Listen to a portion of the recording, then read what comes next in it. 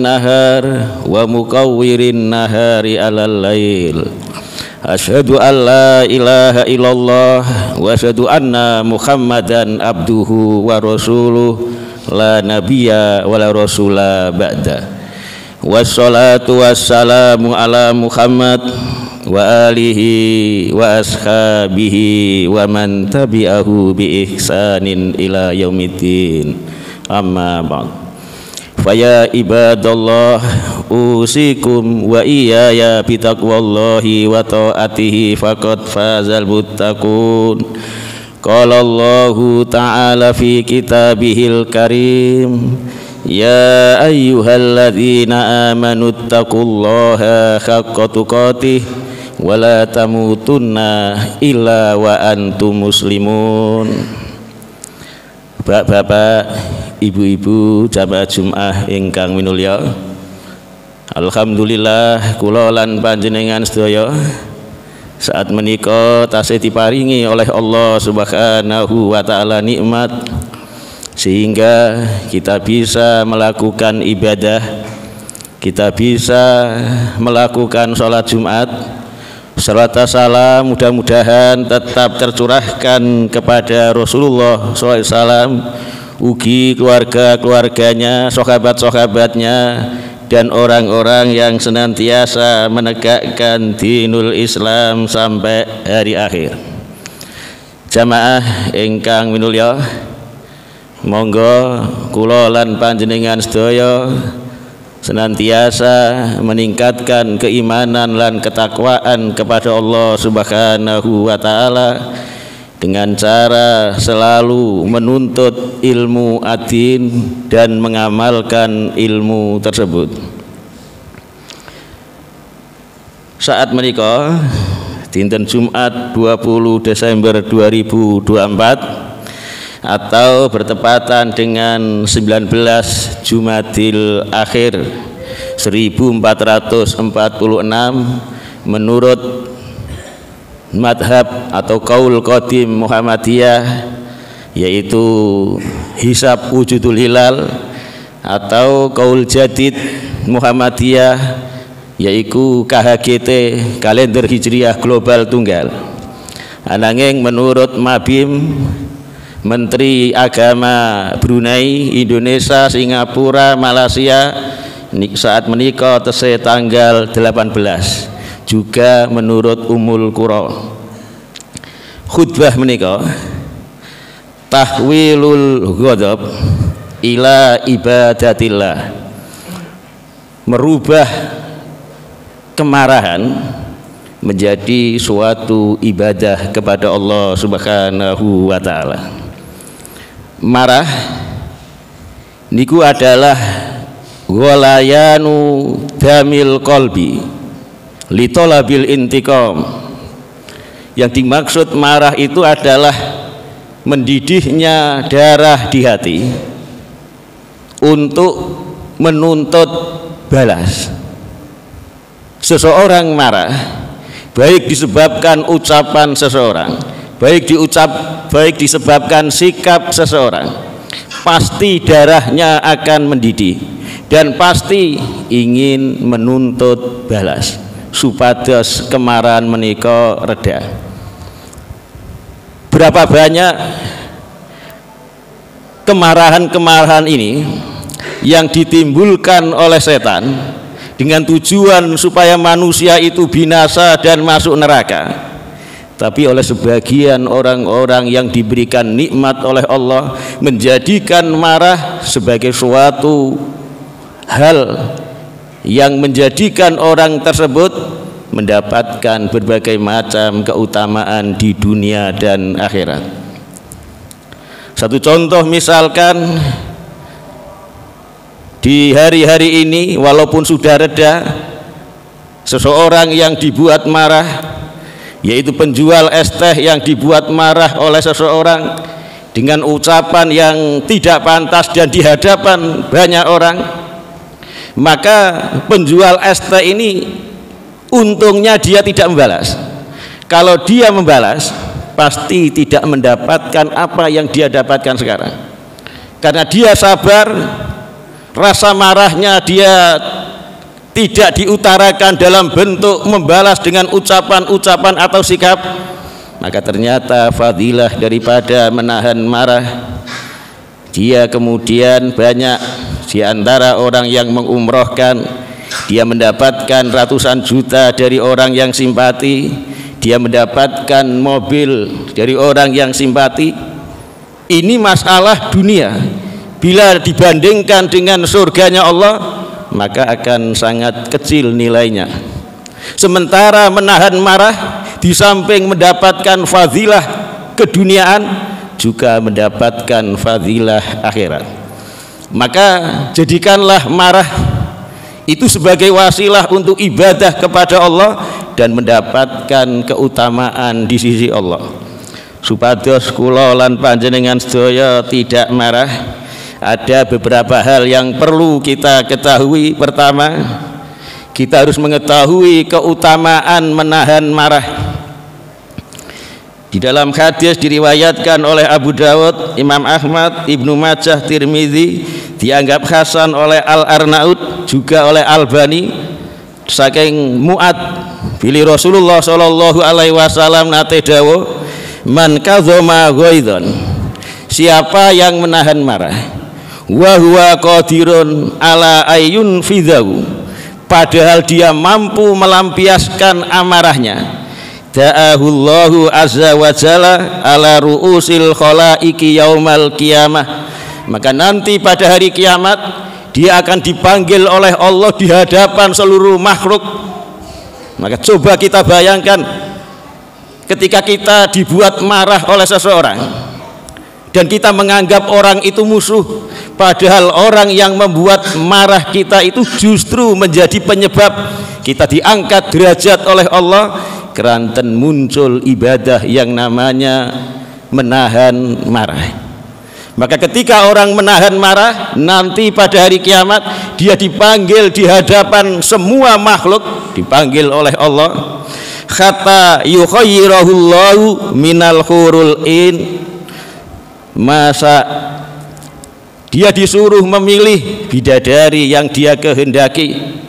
Kalau sudah disuruh memilih bidadari yang dia kehendaki, sudah pasti dia masuk surga, karena bidadari itu berada di dalam surga. Ini fadilah kita menahan marah, dan ini tidak akan terjadi manakala tidak ada orang yang membuat kita marah. Dan fadilah ini jauh lebih besar daripada fadilah tukang es yang diberikan keduniaan yang begitu kecil. Kemudian yang kedua, di dalam hadis diriwayatkan oleh Tabrani, dianggap sahih oleh Albani, saking Abu Darda, Rasulullah sallallahu alaihi wasallam niki nate ditanyai oleh Abu Darda, dulani ala amalin yudkhiluni al jannah, ya Rasulullah, tunjukkan kepadaku suatu amalan yang amalan tersebut bisa memasukkan aku ke dalam surga. Maka kata Rasulullah, la tahzab walakal jannah, jangan marah, kamu pasti akan mendapatkan surga. Niki setunggal hal yang luar biasa. Ingin mendapatkan surga, maka syaratnya jangan marah ketika kita suatu saat dibuat marah dengan ucapan, atau mungkin berkendaraan dibuat marah dengan hampir saja akan ditabrak. Maka di dalam ibadah marah, di dalam marah ada ibadah yang namanya menahan marah.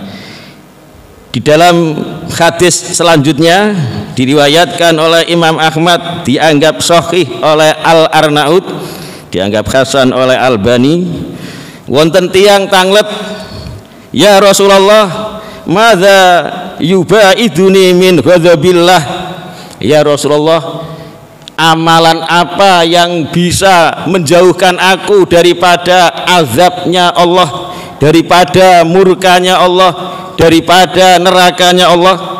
Jawab Rasulullah, la tahzab, jangan marah. Jadi ingin mendapatkan surga, Rasulullah merintahkan jangan marah.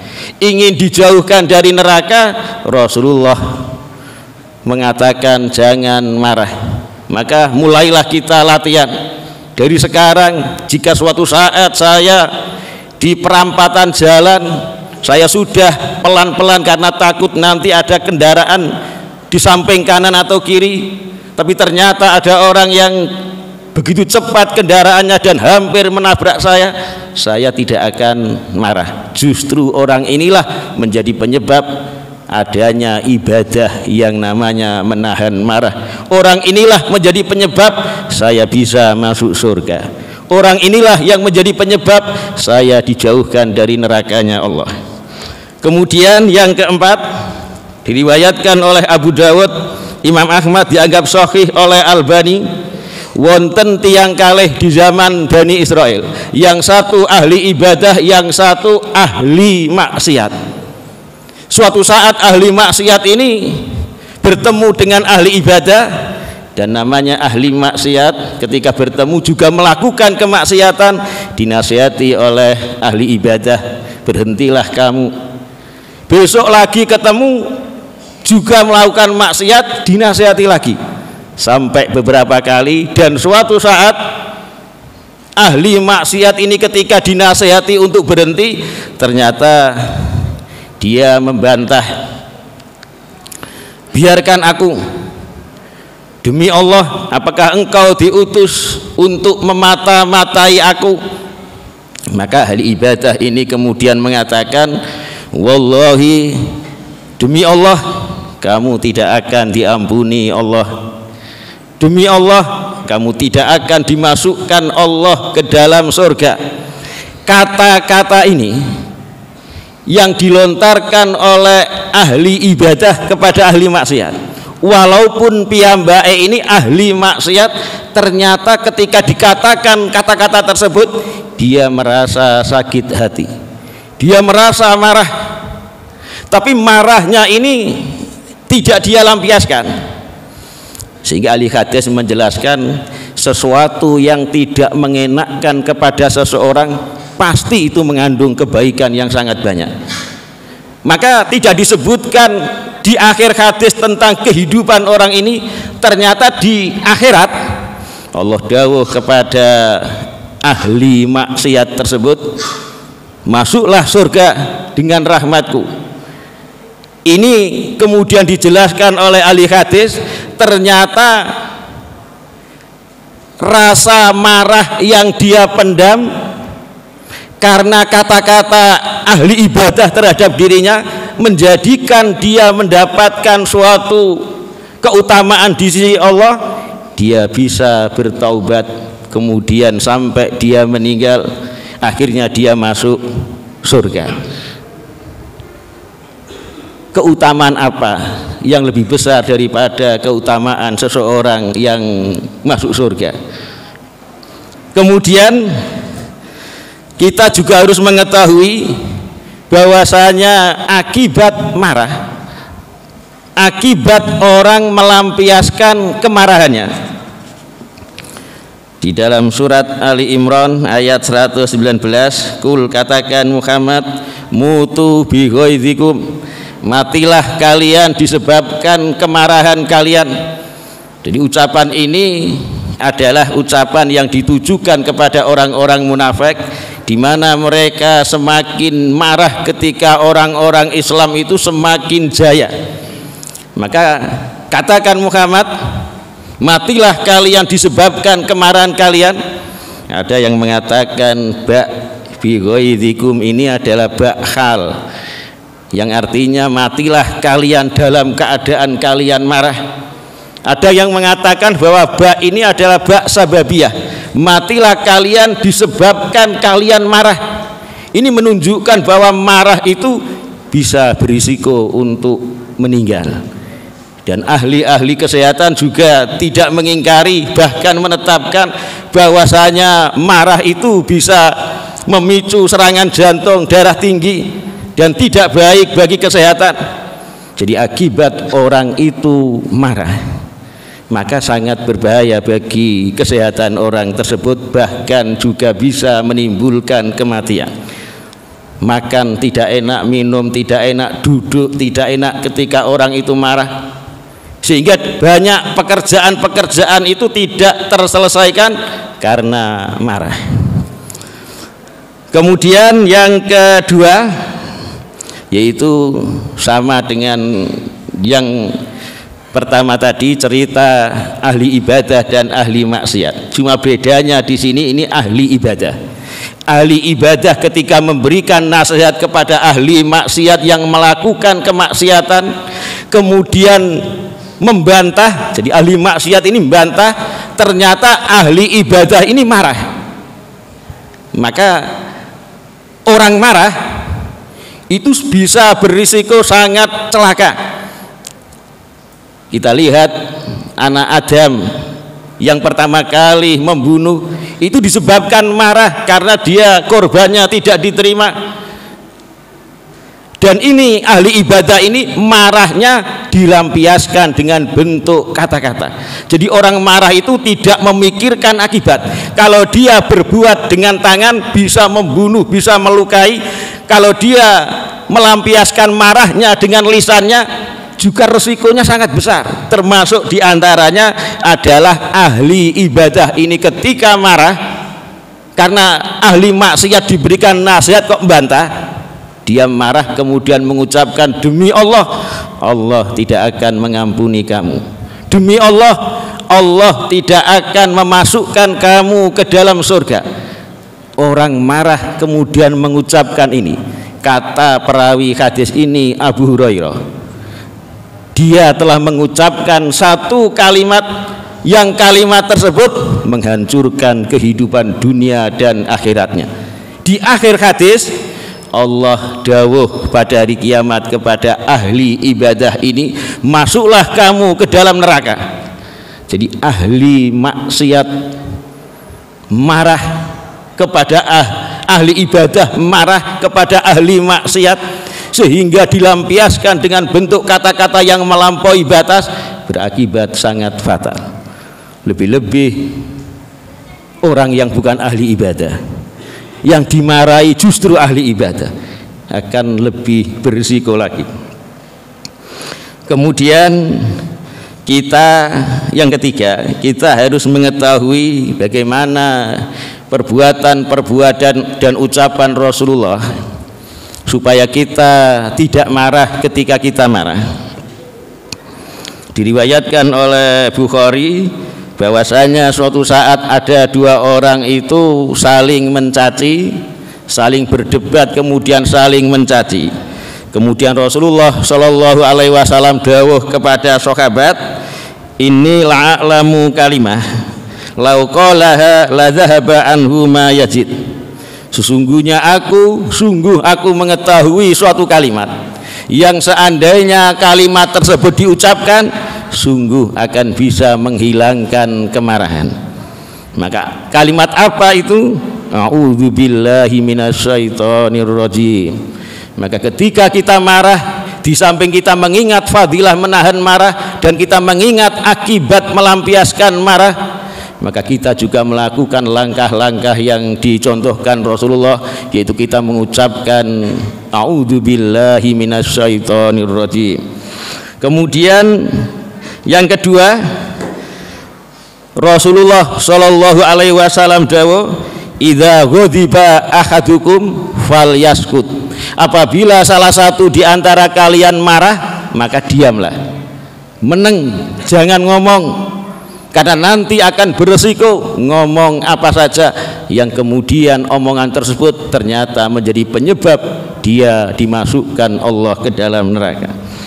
Kemudian di hadis yang lain yang ketiga, idza ghadiba ahadukum wa hum qaimun falyajlis.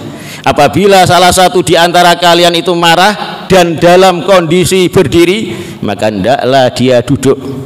Apabila sudah selesai, ya sudah, hilang marahnya.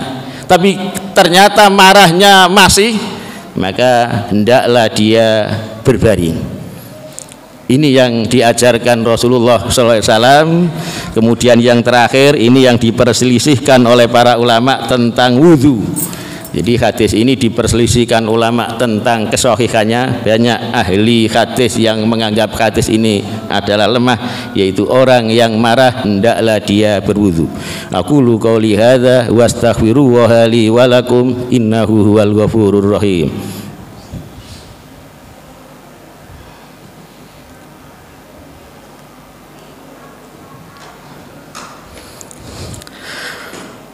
Alhamdulillahilladzi arsala rasulahu bil huda wa dinil haq liyudhhirahu ala dini kullihi walau karihal kafirun. Asyhadu an la ilaha illallah wa asyhadu anna Muhammadan abduhu wa rasuluh. Jamaah ingkang mulya, monggo kula lan panjenengan sedaya nggada niat, nggada ghirah, nggada azam nalika kita marah, kita harus beribadah dengan cara menahan marah.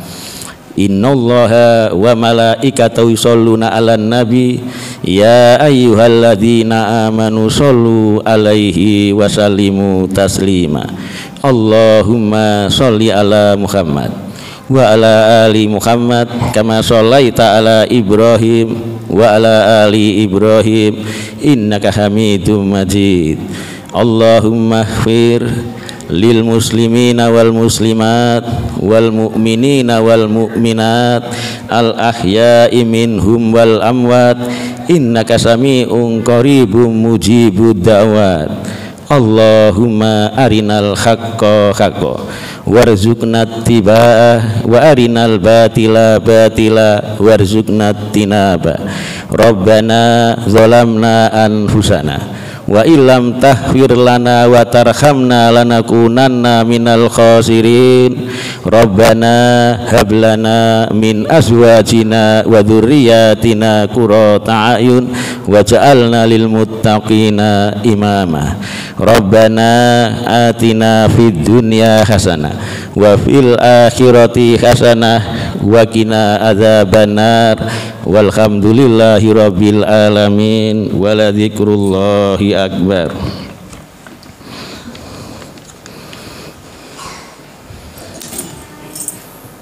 Allahu akbar, Allahu akbar. Asyhadu an la ilaha illallah.